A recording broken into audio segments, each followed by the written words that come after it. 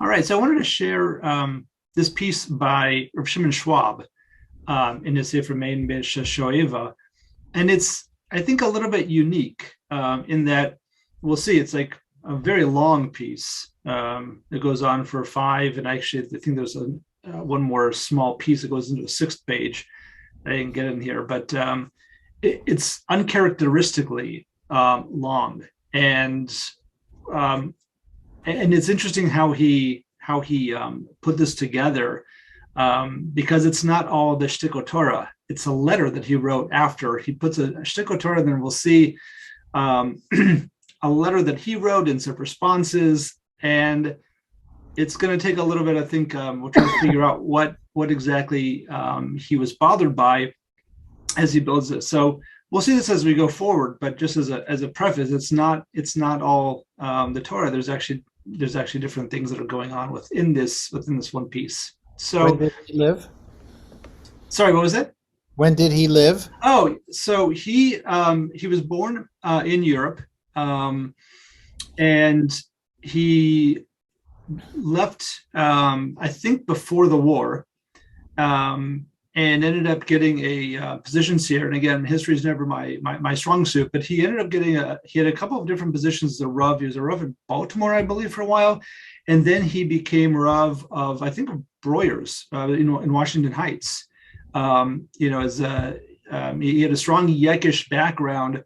I think he was, he quotes Rav Hirsch a lot. I don't want to say too much because I don't remember, or probably I don't know if I ever understood exactly that relationship. But that's clearly how he learned, and that's sort of the hater that he comes from.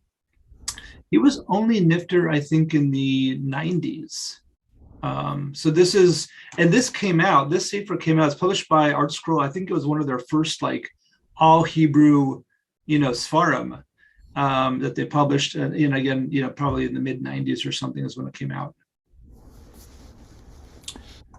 Okay, so the pasuk in last week's parsha says, "Vayitzav Moshe vayaviru kol b'machane lemor ish v'isha al yasu od melacha the trumas hakodesh v'yikali ha'am mehavi." So the pasuk is talking about all of the gifts, right, that were brought by all of Bnei Israel for the building of the Mishkan. And the pasuk, I think the pasuk before this says, it was told to Moshe that they had enough. They actually had more than enough, right? When does that ever happen, that you actually collect more than you actually need, right? But it actually happened here. And so Moshe hears this and says, okay. And he sends the command forward through the machana, and he commanded it, and he passed all the way through the machana saying, right, don't bring any more truma, and then everybody stopped. So that's what the pasuk seems to be telling us. But the Amru Chazal, so the Gemara in Shabbos says, Hotza b'Shabbos heicha ksiva. How do we know, of all the melachos, how do we know Hotza, that you can't carry from Rishus to Rishus, and you can't carry Dalet Amos within Rishus Harabim? How do we know that? So the Gemara says, Am Rabbi Yochanan, Amar Kra, v'yitzav Moshe v'yaviru kol b'machane v'gomer. So Rabbi Yochanan says it's alluded to in our pasuk. That's why it says they shouldn't perform any more melacha, which seems to be, that doesn't seem to stem exactly with the pasuk, the pashtus of the pasuk itself, because the pasuk is really just saying stop bringing any more gifts for the building of the Mishkan. So what does it mean that why does it say specifically melacha l'trumas hakodesh? So there seems to be this allusion that the Gemara is picking up on, and that's how we learn Hotzah. Okay, so hainu melachas ha'avara shehotzah v'ha'avara yechabshu bichlal melacha, because the idea of Hotzah is considered to be a melacha, the Indian Shabbos. Okay, v'chen yisparish in the next pasuk. V'hamalacha haisa dayam l'chol hamalacha, and it was enough. There was enough of the malacha that was happening. Again, shemeleches havara haisa dayam l'chol hamalacha shabinyan hamishkan. That there was enough havara. There was enough of this passing over, the idea of hotzah, of bringing from one rishus to another. There is enough of that for building of the Mishkan. So so the pasuk is saying, enough of that. We're going to stop doing this hotzah. The Mishkan has enough, has enough raw materials and dayenu. U'k'moshe pirish Rashi. V'zeh gam pirish masha amar Yaakov yavorna adoni lifnei avdo v'ani esna'ala la'ati l'rego hamalocha. So he brings in this connection of this idea of melacha to Yaakov Avinu as he's talking to Esav about, you keep going forward. We're not going to go together. I have to go slower. L'rego hamalacha asher lefanai v'gomer shekavana l'rego meleches avora. So again, this is Rav Shimon Schwab saying that we can see a bit of a connection here. The rego hamalacha that Yaakov Avinu is talking about is again this ha'avara of passing with all of your metalton, of all of your possessions, as he's coming back in from Haran with everything that he owned. Okay, so cover the rego hamalacha za'avara yan she'alei la'avir harbe nechosim lechin ani muchrach leleches la'at, and that's why I have to travel slowly because of everything that's right in my possession. So he says, "V'hine matzinu lechazal shehechmira be'inyan hotzah ayin Rosh Hashanah chavtes amad beis." He says, let's take a step back now and think about what is hotzah. Examine this a little bit further. It says, "She'ein tokin shofar b'Shabbos." Right? We have these different chumras that Chazal have set up legabe hotzah. We don't blow shofar on Shabbos when Rosh Hashanah is on Shabbos. Mishum gezerah shema yitlena biyado v'yelech etzel habaki lumod v'yavireno dalet amos b'shus harabim. And what's the reason for that? It's because you might go to someone who's going to teach you how to blow shofar, and you're going to walk in this dalet amos in Rosh Hashanah, and then you're going to be over on a lav. V'hainu taima de lulav, so too by lulav. V'hainu taima de Megillah, so too Megillah. We don't. That's why we don't bench lulav on Shabbos. We also don't read Megillah on Shabbos. V'chein isa haytaima le'inyan iser tvilas kelim Shabbos. Yishuv b'torsvus. Amay lo nakat shema yutzienu mershusa yachid l'shusa rabim. So before we go further, so what he's sort of setting up is we have this idea of hotzah, this melacha, which seems to be a little bit unique, and then we have all these chumras in it, and the reason for the chumras are that you're going to walk to the baki, to the person who's going to teach you how to blow, and you're going to walk dalet amos in Rosh Hashanah. So now we have a Tosfos he brings up, and the Tosfos asks, why? Why didn't Chazal say, why didn't the Gezerah, why wasn't the Gezerah built on the idea that you might take it from your house and go into Rosh Hashanah? Right? Why are we specifically worried about the case where you're walking with it dalet amos in the Rosh Hashanah? The Tirtzer Shemesh Yachid Rosh Hashanah Yish Heker BePesach Gefufi HaChatzer V'Yizkar Shehu Shabbos. He says, because when you're leaving your house, there's all these different things that are going to remind you that you're leaving one reshus or going into another reshus, and you're not going to do it. You that we don't have to worry about, because you're going to see you're going into your chatzer, you're going out your door, all these different things that will remind you. Hashem Kain Reshus Harabim, but in the Reshus Harabim, there's nothing to remind you. So nimsa shekol hagzera mishum hamanich shofar v'lulavo b'shus harabim.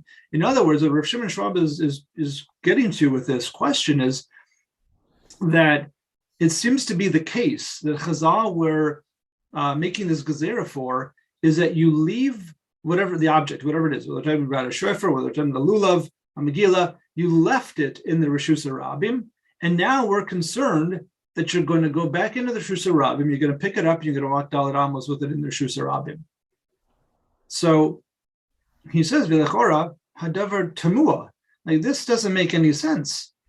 Shechushu Chazal lemilsa delo shchicha, because Chazal are concerned about something that is simply rare if whatever happened. Shemi pesi lahaniach hamagila v'esrog v'makom hefker harchev tes zayin ama.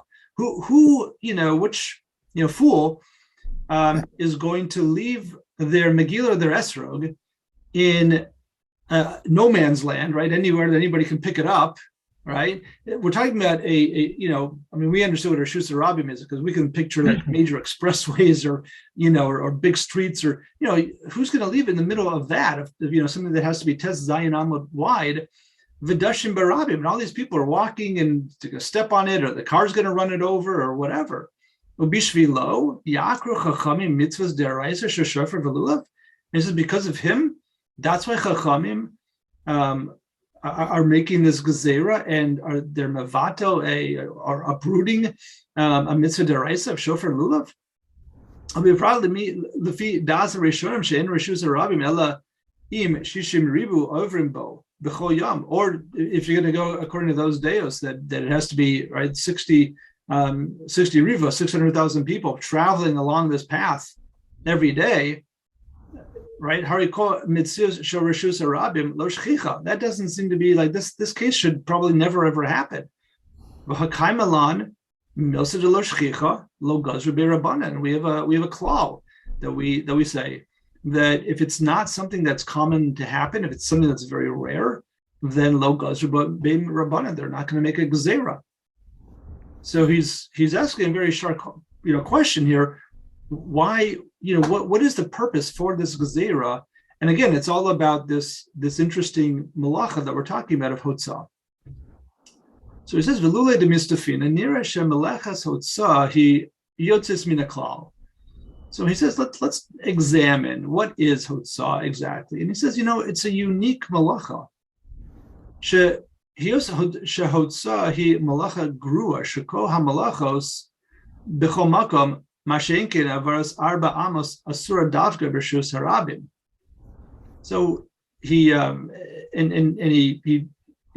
mentions right loose the Gemara and Shabbos, and there's a Tosfos over there where they're talking about where right at the beginning of Shabbos where hotzah is initially being described to us, and Tosfos over there calls it a malacha gerua. It's like it's not a complete malacha. It's missing something. It's lacking. It's I'm not sure how to translate that exactly. His example is that in any other malacha, if you do any other malacha, it doesn't matter where you do it. It's asur on Shabbos. If I cook, if I'm cooking, whether I'm cooking in my house, if I'm cooking in your house, right? If I'm cooking in my tent, if I'm cooking in Illinois, if I'm cooking in Israel, it doesn't matter. No matter where I am, if I cook, that is a lav, right? Or anything, any of the other. If I do borer, if I do boneh, anything else, it doesn't matter where I do it. It's not totally on the place. But here it is. Here it's totally that I have to walk 4 amos, specifically in Reshus Harabim. If I walk with an object 4 amos inside my house, that's not a problem.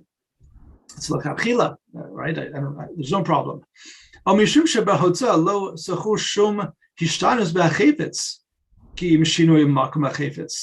says another example of why this is so unique is that in any other malacha, there's some kind of a fundamental change that we're making to the object in question. So if I'm cooking, right, if I take a raw egg and I cook it, it's a different thing. It's not the same as it was when it was raw.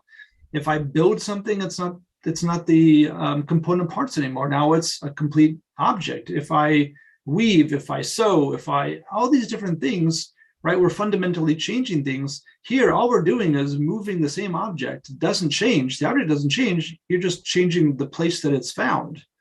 And according to the Or Zarua on that's his apparently that's his sort of taich on what's going on with Hotzah. So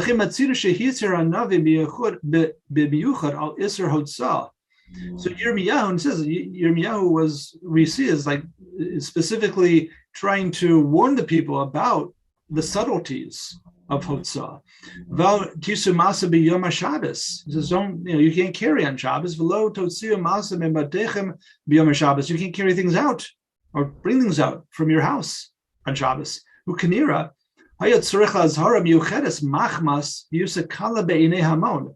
And he said that the problem with the subtlety of this melacha is just that because of the subtlety, it requires extra warning, right? It requires us to be perhaps more mindful of not walking out of the house with, I don't know, with a key in my pocket or something else in our pocket. V'chein b'zman Nehemiah ksiv b'chol masa umevim b'yom haShabbos. Also Nehemiah's time. V'alkein ratzu chachamim lechazik inyan hotzah v'akra mitzvahs asay shofar u'mitzvahs lulav. V'koshakein mitzvahs d'Rabbanan mishum gezerah shema yavirenu dalad amos af delor shchicha. And because of that, that's apparently what he's saying is that's the reason why Chachamim felt that it was really important, enough so that they would be, they would uproot the mitzvahs of shofar and lulav, and certainly even more so that you would uproot the mitzvah of or the gezerah, the mitzvah of reading Megillah, which is D'Rabbanan. And so even though it's not the purpose of or the reason given for the gezerah is not common, probably very rare if it would happen, but because of the subtlety and because of the fact that people were not necessarily mindful and not careful enough, as we see from the Nevi'im, the time of the Nevi'im, that's why Chazal had to do this, or felt like they had to do this. It says, and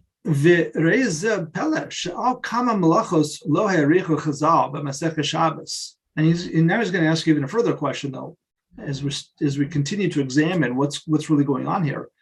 Because when you think about all the other malachos, lo ha'arichu chazal b'masechah Shabbos levarim bechol pertuseim aval halachas hotzah mishtareya al kama v'kama prakim. He says, of all the malachos, hotzah is the one that goes on; it just flows over many, many, many prakim. Kedei lechazik in isra hotzah v'chein tiknu chazal in yoni eruvim v'kavu masechas miyuchedes al inyan zeh kedei lemigdar isra hotzah. And furthermore, the idea of building an Eruv, right? The idea of, instituting this idea that, okay, Rishus Yachid, Rishus Rabim, we're going to introduce new ideas of a Carmelis, right? And that because of that, we're also going to say you have to put up an Eruv, anytime that you're trying to go, even though you're only going from a Rishus Yachid into a Carmelis, you still have to build an Eruv. Now there's a whole Masechah. So there's all this that Chazal have built up, all this Torah that have been built up that doesn't exist by any of the other malachos, certainly not by any individual malacha, to have so much written about, so much ink spilled over one malacha, but that's what we have with Hotzah in order to strengthen us. I'm sorry, I read that already. V'ayin Shabbos Yud Aleph Amad Beis B'Tosfos Sha'af Shebekol HaTorah Lo Gazrin Gezerah LeGezerah B'Hotzah Gazrinan. And even more so, Tosfos says that yes, I didn't see this inside, so I'm not sure exactly what specifically he's talking about. But typically we say you don't make a gezerah upon a gezerah, but here, at least according to Tosfos, that we do when it comes to Eruvin and Hotzah and all that sort of thing. V'abirhu shechmir chachamim be'isuri Hotzah delo leisi lazuzle ba nipas hayose malacha grua. And he says that the whole reason for this is that Chachamim felt that they had to be machmir because of the subtlety of this malacha, and in order to strengthen us, because it still is one of the lamites malachos. So ukishenamik bedavar yesh lomed yesh lomar behekdim mashlim maradi medivre beran Shimshon Rafal Hirsch, right? Shemasha Amra HaTorah Shnei Ta'amim L'Shmiras Shabbos. He connected Shtei Suge Malacha, and this is where he gives us a really beautiful insight, I think, into trying to understand what's different about Hotzah. So he says he learned this beautiful idea from Rav Hirsch, that the fact that Shabbos is talked about twice in the Torah, and there's two different reasons given. Shnei Ta'amim L'Shmiras Shabbos. He Keneged Shtei Suge Malacha Shenesru B'Shabbos. Shekol Malachos Asuros Mitam Zichron L'Maisi Bereshis Hanever B'Dibros Rishonos. In Parshas Yisro, in the first set of Dibros, it says Kisheshis Yamim Masar Shemayim V'Saaretz, right? V'Yerach V'Yom HaShvi'i. So that's one of the reasons that we know that we have Shabbos and that we have the malachos of Shabbos it harkens back to the days of creation, right? And we've talked about this, I think, in the past too, that Shabbos, just like Hashem, HaKadosh Baruch Hu, rest on the Shabbos, we do, and what are those things that we rest on the Shabbos? Mishkan is the idea of that Mishkan was connected to Shabbos. That Shabbos is right. The famous word by isn't the I think it's a Kedushas Levi that Shabbos that Mishkan or the Beis Hamikdash is kedusha in a place, in a makom, and Shabbos is a kedusha in time. So they're really sort of two sides of the same coin, according to the idea. So that's what sort of connects the melachas that we don't do on Shabbos to Ma'aseh Bereshis, is because Shabbos and Mishkan are connected to each other. Okay, so that's the first set of the dibros of Ahotzah v'Havara. Einam inin melacha. They're not really melacha as we talked about. They're unique. Shahari einam ha'avin davar chadash al yedei asiyasam ve'einam shayachim latam shel ki shishas yomim asos Hashem es hashemayim v'yom uvayom hashvi shabbos v'nafash. That it's not shayach to say hotzah by that, because the shvisa that was going on in Shabbos because of Ma'aseh Bereshis was melacha that was creative, right? That was the creation of the world. And the other melachas that we don't do on Shabbos are also creative in their nature. They are fundamentally changing the object. But this one isn't shaykh to that. Hotzah is not shaykh to that. Ella ha'esra keneged ha'tam shel zecher l'yetzias Mitzrayim ha'nemar b'dibros achronos in Ve'as Chanav zacharta ki eved hayisa be'eretz Mitzrayim yotziacha Hashem Elokecha misham b'yad chazaka v'yizro netuya okein tzivacha Hashem Elokecha la'asos es yom ha'Shabbos ayin shem pirusho alzeh. So we have this other idea, though, that Shabbos is also, and the melacha is also, we don't do Shabbos, or we don't do melacha on Shabbos because of Zecher Yetzias Mitzrayim. And he says that's where Hotzah is. Hotzah is connected to Zecher Yetzias Mitzrayim, not to Ma'aseh Bereshis. Ubir Dvarim Shehine Shabbos Nidna Rak Yisrael. The idea is that, right, only Yisrael has Shabbos. V'akum Sheshabbos Chayv Misa Shnem Arviyom V'Lala Lo Yishbusu. The Gemara in Sanhedrin says that a non-Jew cannot keep Shabbos. It's their chayv misa if they do. V'zeu inin reshusei yachid hamuvdeles umefureshes mechlalos min anushi umekefes mechitzos. And that's the idea, he says, of the reshusei yachid. That's what separates us in our Jewish homes from the rest of the world. V'sham shayach kedusha Shabbos. Only in our homes can we have Shabbos. But when you go out to the Reshus Rabim, that's free reign for anybody. She'ein lahem kedusha Shabbos, and there's no Shabbos out there. Lachein ein kedusha Shabbos nimtzas b'Reshus Rabim, and therefore you don't see the kedusha of Shabbos out there in the Reshus Rabim, right? That's everything's going on Dempster Street or where have you. V'zeh Isser Hotzah b'makom sheyesh lo kedusha Shabbos l'makom sheshayich l'klalos ha'olam, and that, he says, is the Isser of Hotzah. The Isser of Hotzah is that we can't take something from a place where there's kedusha Shabbos into a place where Shabbos doesn't reign. V'chein la'achnis b'sham l'makom ha'muvdal. So to the opposite way, you can't take something from outside and bring it into your home. And you also can't carry your items in a place where there's no kedusha Shabbos. The kedusha zu kibanu be'es yitzias Mitzrayim asher bachar banu HaKadosh Baruch Hu mikol ha'amim v'yidilanu miklolos hamin ha'anoshi v'gedashenu liyos lo la'am segula. Umuvan ha'inin shemalachas hotzah v'avara hein zecher l'tzias Mitzrayim. I've never seen this pshat before. I think that's just a beautiful idea, though. Hotzah, the subtlety of it is really the subtlety of how we maintain Shabbos and the kedusha of Shabbos. So when God took us out of Egypt, we didn't change either. There was no change in us. We're the same people. Right. So, it's just, as opposed to creation of the world in days, there was no change. Yeah, I think you're absolutely right. Right. The only change was that we received the Torah, but you're right. It's subtle, right? It really is, and maybe that's the subtle melacha is connecting to that idea, the subtlety of kedusha. So the three dots. This is where we only have a few more minutes, but this is where his shtickle on this ends. And I think it's such a beautiful idea, though. But then he goes into, maybe we'll just do it outside just because we only have a few minutes. He goes into, he says that this is now a place where I should really bring in something that came up decades ago. And he's talking about decades ago when they were, now this is probably like 50 years ago, when they were first talking about building a Eruvim in New York, in Manhattan. And he said that he was very much opposed to it. And apparently, other Rabbanim were okay with the idea. And he said, I understand it. I understand why we should be okay with the idea of Eruvim. There's a lot of reasons why we want to have an Eruv.